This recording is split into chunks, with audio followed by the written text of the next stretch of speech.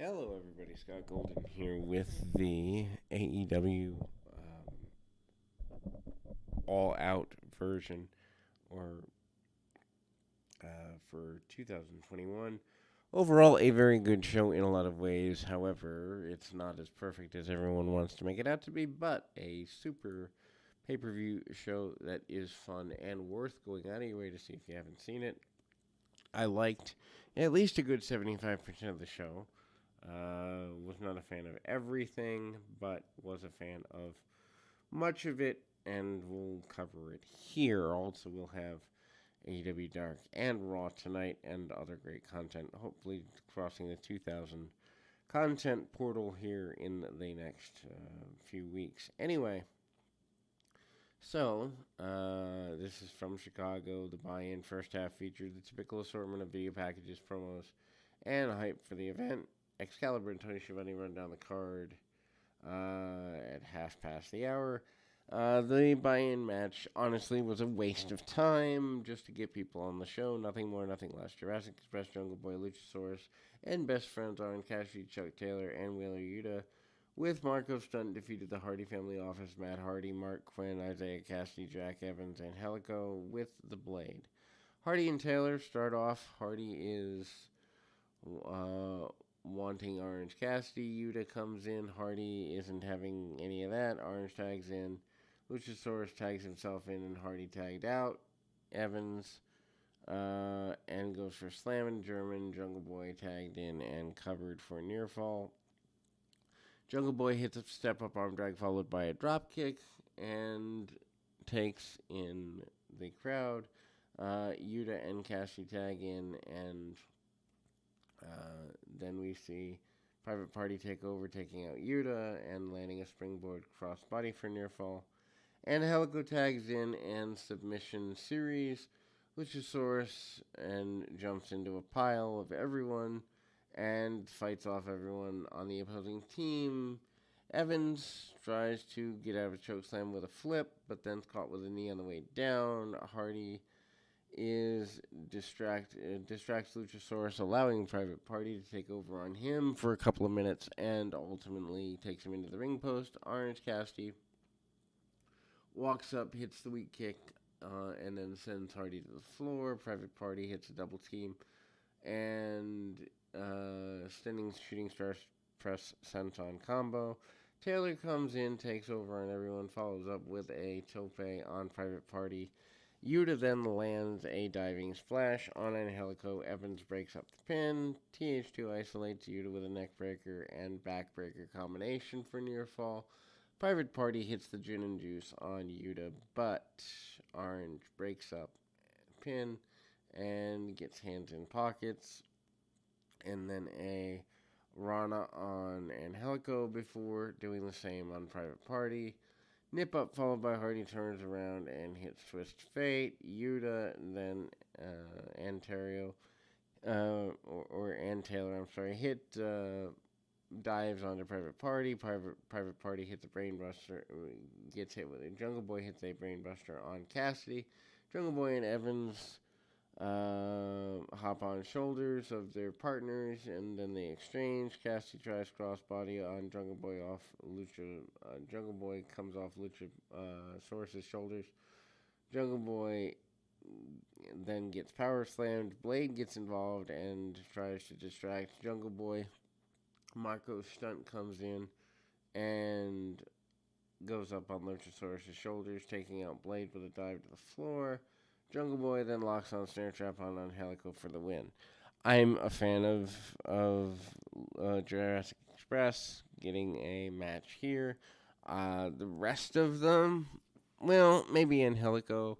He belongs. Private Party and Matt Hardy, if they weren't even on the show, it wouldn't bother me.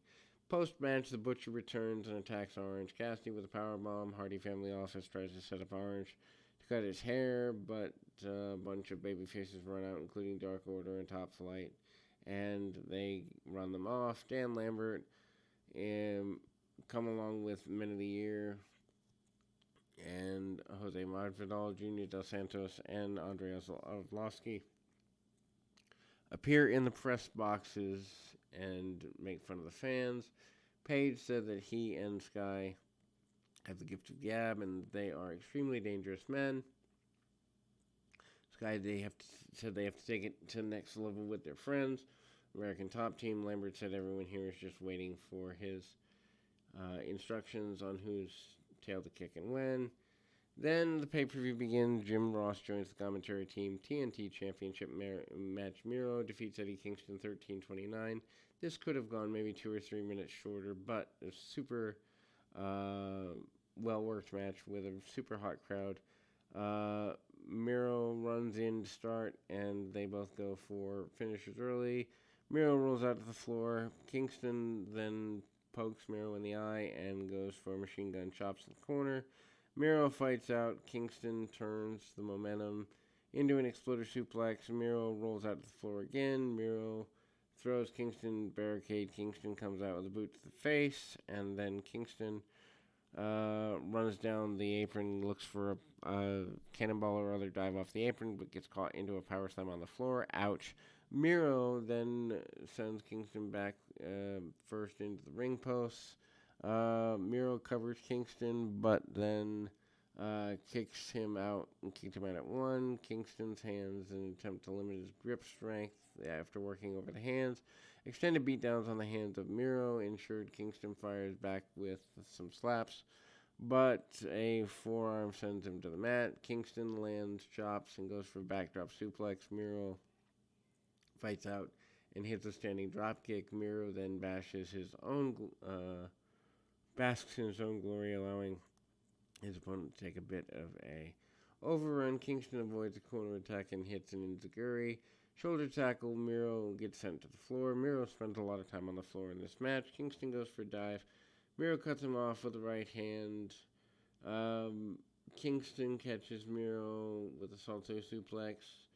Miro lands strikes. They trade right hands in the center of the ring. Kingston hits 2 straight backdrop suplexes and near fall. Miro rolls the outside and avoids a spinning back fist. Kingston takes advantage of the elbow and hits a dive to the floor. Kingston abandons the bicycle kick and hits a fisherman suplex.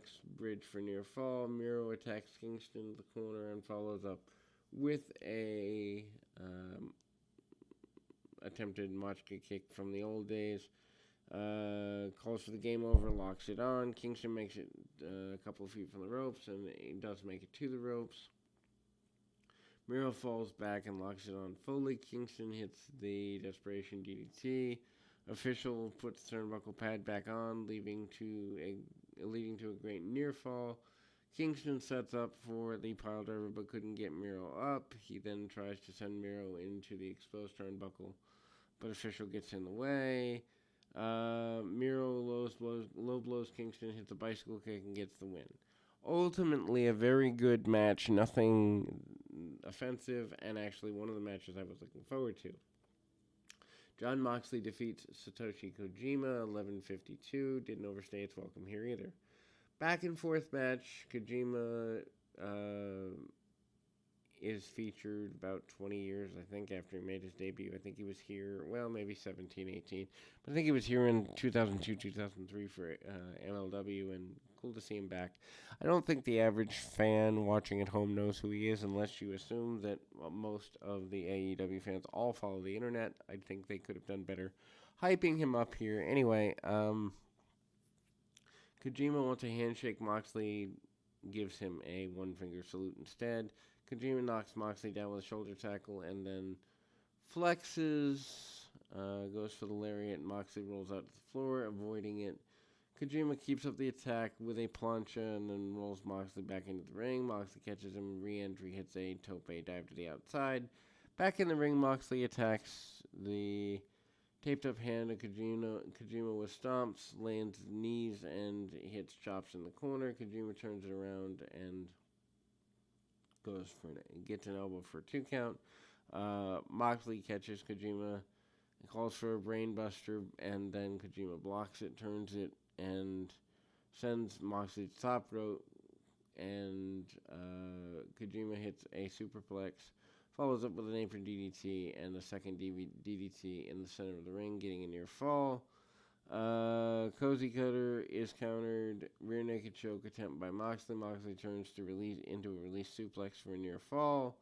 Kojima kicks out. Moxley immediately turns it into an armbar, forcing Kojima to maneuver towards the ropes and forcing a break. Kojima calls for the lariat, but Moxley reverses it into a German suplex and then hits a bunch of lariats of his own before being forced into a running knee. Kojima turns into paradigm shift into left arm lariat and Cozy Cutter for a double down. They exchange forearms, center of the ring. Moxley hits a roaring elbow, but rebounds back to the clothesline for near fall. Moxley then locks on the bulldog choke until Kojima reaches the ropes for the break. Kojima catches a kick and Mongolian chops, and Moxley hits a headbutt, avoiding the lariat, and then hits paradigm shift. Second paradigm shift followed for the win. Post-match, the theme of Minoru Suzuki. Again, if you don't follow Japan, no one cares who he is. I understand that they assume in AEW that their entire fan base, or most of it, watches the internet. And the crowd that was in 15, 17, 20,000, whatever was in Chicago, most of them knew who he was. It still doesn't count for the fans at home. It still doesn't count for the video packages you're going to put post-show. They should be doing a better job of putting over who these New Japan stars are, even if it's having a mouthpiece for them and giving that mouthpiece 2 minutes to say this is the most deadly person in the world. Obviously, the fans in attendance know who they were, but the assumption is annoying. Suzuki takes off his jacket, hits forearms. Moxley comes back with some of his own. They trade forearms until Suzuki hits a boot. Suzuki shrugs off a lariat. Moxley comes in with a rear naked, Suzuki comes in rear naked choke, allowing him to hit the Gotch-style pod driver and leave Moxley laying. Super, super awesome story if you know the story or you're open to talent you don't know taking over on a former world champion. Anyway, AEW Women's World Champion Britt Baker with Reba and Jamie Hayter defeating Kris Statlander 11:30. Decent match. Baker had the crowd in her hand for the second half of the match. There's some sloppy stuff. And so they do some chain wrestling early to start. Statlander comes off with a spider crab early, but Baker has it scouted. Baker called DMD from the crowd. Statlander makes her boop herself and a little bit of comedy out of the way. Statlander climbs the ropes. Baker turns it into a draping neckbreaker. Baker sends Statlander to the floor and hits repeated stomps. Back in the ring, Baker keeps the attack up until Statlander sends Baker into the corner. Sends her with running knees. Baker comes back with Sling Blade. Statlander avoids a curve stomp and gets the inside hook. Falcon Arrow for near fall. Baker hits Cradle for sequences, followed by a DDT for a 2 count. Rebel gives Baker the glove, signaling the lockjaw. Statlander catches it and gets a high kick of her own. Baker counters the Big Bang Theory into a Cradle for near fall. She then flatlines Statlander into the turnbuckle pad. They fight top rope. Statlander have deadlift Baker overhead for a superplex. Statlander goes back to the top. Baker rolls out of the way. Area 451 and goes for the lockjaw. Statlander fights out with the electric chair facebuster into the scissor for the 2 count. Baker rolls out to the floor. Statlander hits a moonsault, or goes for a moonsault, but Baker moves out of the way. Statlander splats on the floor. Baker launches herself into the steps and hits a curve stomp. Back in the ring, Baker goes to the lockjaw. Statlander turns it into a spider crab. Baker kicks her way out and lands stomps in the corner. Baker then climbs the ropes and hits a diving destroyer, otherwise known as Adam Cole's finish, the Panama Sunrise, kind of foreshadowing. It's called the Pittsburgh Sunrise by the announcers, though, followed up with a curve stomp for a near fall. Lockjaw follows for the submission victory. Really good match. Britt Baker is a woman star, the most important woman I think they have. Thunder Rosa with a clear second. Statlander, I would even say, is third. She really rose here. Backstage, Andrade is with Chavo Guerrero. He has Pac's travels issues were his fault. Andrade said it wasn't his fault. Chavo said Pac wasn't here because He's scared, and the same thing happened with the Lucha Brothers this Friday. Andrade will take on Pac. There will be no more excuses. Anyway, Mexican rapper performs the Lucha Brothers entrance theme. Don Callis joins the commentary for the match. Callis' commentary was the best part of the match for me. I know people are raving about this. That complete nerd Dave Meltzer calling this the best tag team match he's ever seen, and Brian Alvarez following suit. I'm actually disappointed in Brian for that. I enjoy Brian's work. Not so much a fan of Dave's at this point because he's a shill and not a reporter. But anyway, AEW World Tag Team Champions, Steel Cage match, Lucha Brothers, Penta, and Phoenix defeat Young Bucks, Matt and Nick Jackson, to win the titles in 21:56. No reason for this to go that long. Cage match was fine, but a lot of crazy stuff that didn't need to be here. And it's pathetic to me that the Bucks only put over their friends. Like, put over a team that actually has the ability to grow, not just a video game style you enjoy. Do something that's right for the business and not for yourself and your own little cliquey friends. Anyway, people calling it the best cage match ever, and the best tag matches in U.S. history. I assume you're high. I don't know, or wrestling has truly passed me by. Anyway, they come after one another right away. Bucks has tried to escape the cage. Penta sends his brother into the Bucks and sends them crashing down. Both teams try to do sit-outs, and then they're stereo integrated by the challengers. Nick sent into the cage. Penta hits a thrust kick on Matt. Phoenix hits a step-up run on Nick, follows by a diving kick to the backside of Matt for near fall. Lucha Brothers send the Bucks into the cage a bunch of times. Bucks avoid the follow-up, sending their opponents crashing into the cage themselves, sending double-team Gamaguris on Phoenix, following up with a backstabber on Penta. Matt powerbombs Phoenix into the cage as Nick lands a hard soccer kick on Penta. Matt produces a chain from somewhere, either his tights or his boot, powerbombs, or attempts to powerbomb Phoenix into the cage. Phoenix runs out of it before Penta hits a sling blade, followed up with a backstabber for the two. The repetitiveness of the moves and the speed of the moves and the lack of selling is just plain annoying. Phoenix launches a step-up springboard arm drag, rebounding into the cage.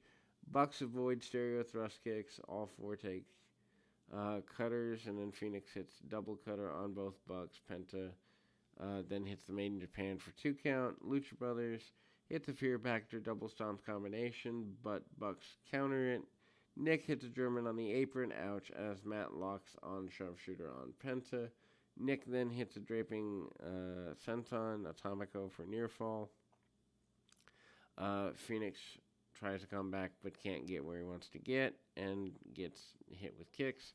The Bucks hit the Indie Taker into a senton, leading to a double cover, but the Luchas kick out, and then the BTE triggers. Phoenix rolls back in and then hits springboards, crossbodies. The Bucks catch it. Phoenix fight out.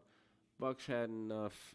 Matt just low blowed his opponents with kicks, and then more bang for your buck gets a near fall. Bucks go after the masks of the luchadors. Phoenix face gets sent into the cage. Brandon Cutler comes out and tosses a bag into the cage. Jim Ross has the line of the night where he basically says Cutler finally found something he's good at. I literally belly laughed at that because honestly, if not for being an errand boy for the Bucks, would he even have a job? I really, really don't think so. Anyway, Phoenix breaks up the cover just in time. Phoenix is busted open as well. Blood on mask guys kind of seems stupid, but at least they're tearing away the masks so you can see the blood. One man comeback with Ranas and corkscrews. Then there's a hold on Thumbtack Boot. They bring in the Thumbtack Brute. That's what was thrown into them by Cutler. And then Phoenix hits Black Fire Driver on Matt for great near fall. Lucha Brothers go for the Fear Factor diving stomp combination. Bucks stop it. Package pile drivers to their opponents and the Younger Brothers on the apron. Penta and Matt continue to fight, making their way.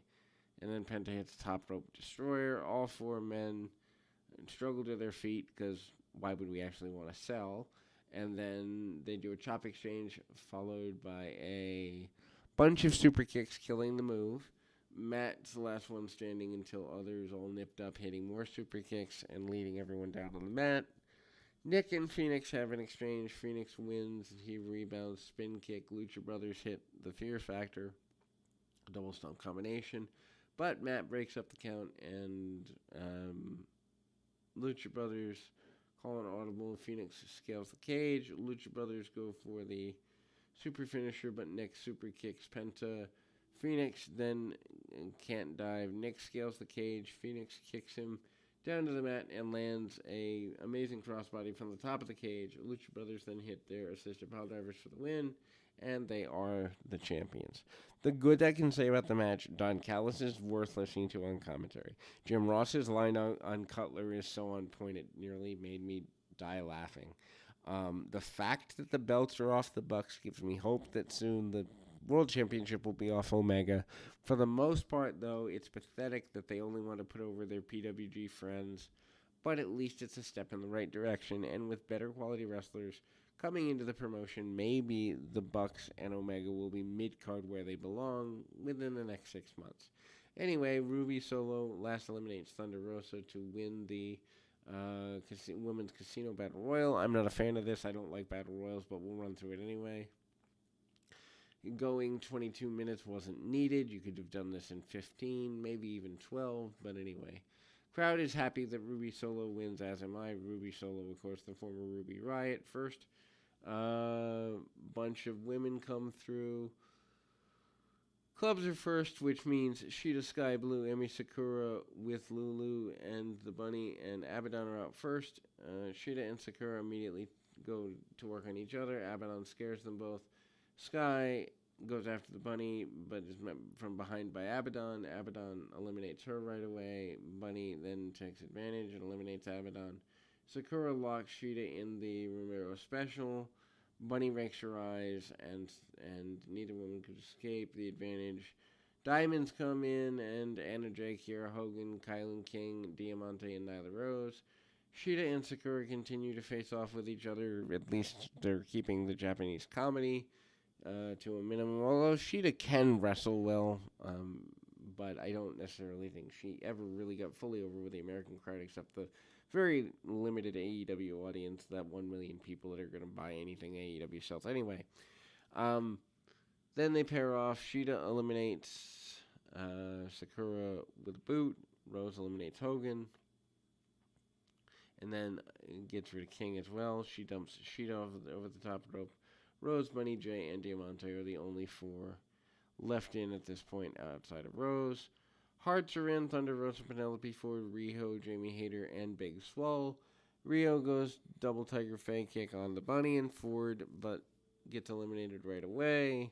So what's the point of even having her there? Vicky Guerrero is screaming at ringside. Swole eliminates Diamante, then is eliminated by Hayter. Finally, Spades make their way out. Tay Conti, Red Velvet, Layla Hirsch, Jake Cargill, and Rebel. Conti uses after acrobatics and some core strength, avoiding elimination. Velvet gets rid of Rebel. Jay eliminates Bunny, but immediately is eliminated by Ford. Cargill eliminates Layla Hirsch, press slamming her onto a pile of people on the outside. Joker is Ruby Solo, the former Ruby Riott, and she gets a bunch of reaction from the crowd. Solo fights off Cargill and Rose. Thunder Rosa hits a step-up Rana, and with an assist from Solo, Cargill takes out Solo with an inside-out suplex and then eliminates Hayter. Conti and Ford have an exchange. Cargill eliminates Velvet. Cargill celebrates but doesn't get what she wants out of it. Conti eliminates Ford, but then immediately is eliminated by Rose. Final 3 are Solo, Rose, and Rosa. Smaller women go after the giant Rose. Solo and Rosa are the final 2. This exchange is great. They both hit a bunch of chops, then exchange running elbows. Solo counters with the fire driver from Rosa on the apron. Rosa then brings Solo to the apron, and Solo is hanging by her hands. Solo blocks pump kick and hits a knee strike. Solo then tries a suplex. Rosa gets sent to the floor, but Rosa goes for the Death Valley driver. Solo fights out and sends Rosa into the turnbuckle. Gamagiri followed to eliminate Rosa. Ruby Soho is phenomenal. WWE botched it again, but it's AEW's game, so I'm all good with that. Then we get a classic countdown graphic, but then it changed to Jericho's last match. MJF's music plays. Jericho is played out with a live performance from his Fozzy guitarist. Fans sing along to this, and the final fight, Jericho defeats MJF, 20 minutes, 55 seconds. I honestly think they should have kept this 12 to 15. It dragged. People liked this more than I did. I love MJF. I think he's my favorite part of AEW in general, but this Jericho feud has slogged on for too long. MJF rolls the floor early and plays mind games right away. They trade shoulder tackles. MJF gets taken down by a right hand. They trade arm drags. And they basically tip up with each other. MJF turns a Walls attempt into a cradle for near fall. Jericho sends MJF into the barricade.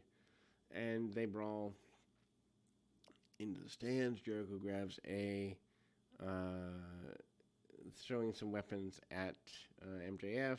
Springboard dropkick. Jericho then goes for the baseball slide. MJF pulls him back and pulls back the ring skirt. Traps Jericho in between the ring and the skirt. Arm breaker from MJF gets a near fall. And then MJF continues. Beat down on Jericho. Taunting him. Jericho counters with a suplex. Cross chop Bulldog, and then Jericho goes to the underhook backbreaker for a near fall. MJF reverses a whip and hits a diving stomp on Jericho's arm for near fall. Beatdown continues. MJF gets heat from the crowd. Jericho goes over the ropes. There's a heat seeker. Jericho stays on the floor, rolls back in at 9 3/4. MJF goes for a moonsault. Jericho avoids it and powerbombs MJF into the ring corner. And then they trade rights and lefts. And Jericho climbs the ropes, then met with a code breaker from MJF for near fall. Both men take a long time to recover. Jericho immediately goes for the walls and hits the lion salt for near fall. Jericho hits a bunch of clotheslines in the corner and then punches on the top turnbuckle. Then he tries to follow up with the top rope Rana, but MJF counters into a powerbomb for near fall. And then Jericho perches him on top. Jericho then fights off, pushes MJF to the mat, and allows Jericho to hit a diving codebreaker for a near fall of his own. Then Wardlow comes back, but immediately attacks by Jake Hager. They brawl over the entrance ramp. MJF uses the bat while the official's distracted, then hits a Judas Effect for the win. Jericho gets his foot on the ropes, but the official doesn't see it. MJF music plays. Celebration begins. Another official comes out and turns things around. Jericho sits down deep on MJF after the match is restarted. In the walls of Jericho gets him to tap out. And the Inner Circle comes out to celebrate with Jericho. Then we go to the match I really wanted to see, which is the return of CM Punk against Darby Allin, 1644. Punk has probably the best return match ever. 7 years away. The atmosphere is electric. It's insane. They basically sit across each other before the match. Bell rings. They lock up. And Allin lands an arm drag. And Punk comes back with a shoulder tackle. Welcome back chants from the crowd. Technical exchange. Punk lands a scoop slam. Runs the rope. Punk catches Allin in the fireman's carry position, forcing Allin to escape to the outside. Then back inside, Allin hits a step-up arm drag and a coffin drop splash in the corner. Punk recovers and hits a hammer throw and sends Allen into the ring post. Punk uses that as an open, targeting the midsection of his opponent with some knees. Allen then got some space, and then they do the over-the-top stunner from Allen, allowing him to get a comeback. He hits a coffin splash and the three-quarter roll for near fall, followed by another cradle for another near fall. And hits a code red for another near fall. Allen looks phenomenal in this, but Punk is keeping pace with him. Allen climbed the ropes. Punk pops up and slows him down. Punk goes top rope, back suplex, but Allen turns it into a crossbody for a near fall. Punk has him in perfect GTS position. He hits it, but the impact sends Allen all the way to the floor. Punk waits for the referee's count. Allen makes it back in at 9.5. Punk hits a corner knee and a short arm clothesline. Calls for the GTS one more time. Then he picks up Allen. Allen fights out and uses a bunch of elbows to get out of there.